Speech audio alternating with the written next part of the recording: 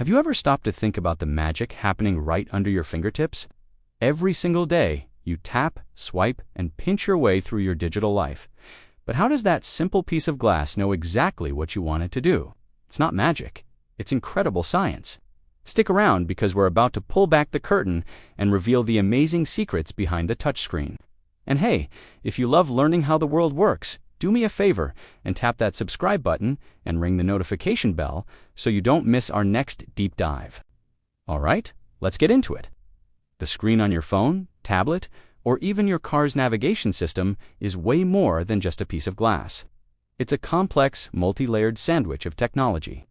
While there are a few different types of touchscreens out there, the one you're most familiar with is called a capacitive touchscreen. That's the kind used in virtually every modern smartphone. So, what does capacitive even mean?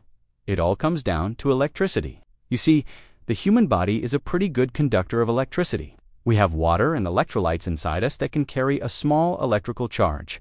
A capacitive touchscreen takes advantage of this property. Imagine a transparent, grid-like pattern of super-thin conductive wires, often made from a material called indium tin oxide, layered just beneath the glass surface. This grid maintains a constant, uniform electrostatic field. It's like a perfectly calm, invisible electrical lake sitting on top of your screen. Now, when you bring your finger close to the screen, you disturb that calm lake.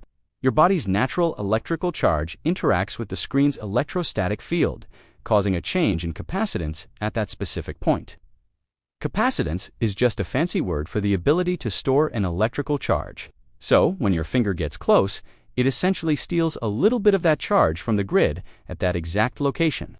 The device's controller, the brain behind the screen, is constantly monitoring this electrical field. The instant it detects that drop in capacitance, it knows a touch has occurred. But how does it know where? Remember that grid pattern. By measuring which horizontal and vertical wires in the grid experienced the change. The controller can pinpoint the exact X and Y coordinates of your touch with incredible precision. It's like a game of Battleship, where your finger is the hit and the controller calls out B5. This is also why your phone screen doesn't react if you try to use it with a regular pen or while wearing most gloves. Plastic pens and standard glove materials are insulators. They don't conduct electricity, so they can't disturb the screen's electrostatic field. That's why you need special stylus pens or touchscreen gloves that have conductive material woven into the fingertips to mimic the effect of your skin. But what about multi-touch gestures, like pinching to zoom or swiping with two fingers? This is where capacitive screens really shine. The controller is powerful enough to detect and track multiple points of contact simultaneously. When you place two fingers on the screen, it detects two separate disturbances in the field. It calculates the initial coordinates of both touches. As you move your fingers apart to zoom in, the controller tracks the changing distance between those 2 points and translates that movement into the zoom command. The same logic applies to rotating images or swiping through a gallery with multiple fingers. It's a continuous, real-time conversation between your fingers and the device's processor. Before capacitive screens became the standard, we had resistive touchscreens.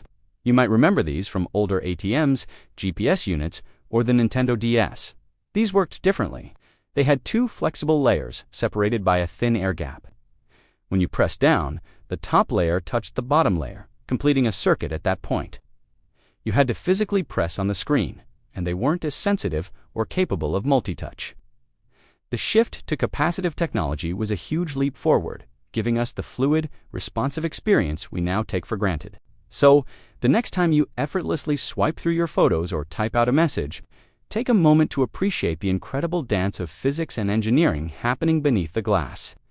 It's a silent, invisible process that has completely transformed how we interact with technology. It's not just a screen. It's a dynamic electrical interface that's constantly waiting for your command. I hope this peek behind the screen was as fascinating for you as it was for me. It's truly amazing what goes into the devices we use every day. If you enjoyed this video and learned something new, please give it a thumbs up. It really helps the channel out. And don't forget to subscribe and hit that notification bell so you can join us for our next exploration. Thanks for watching, and I'll see you in the next one.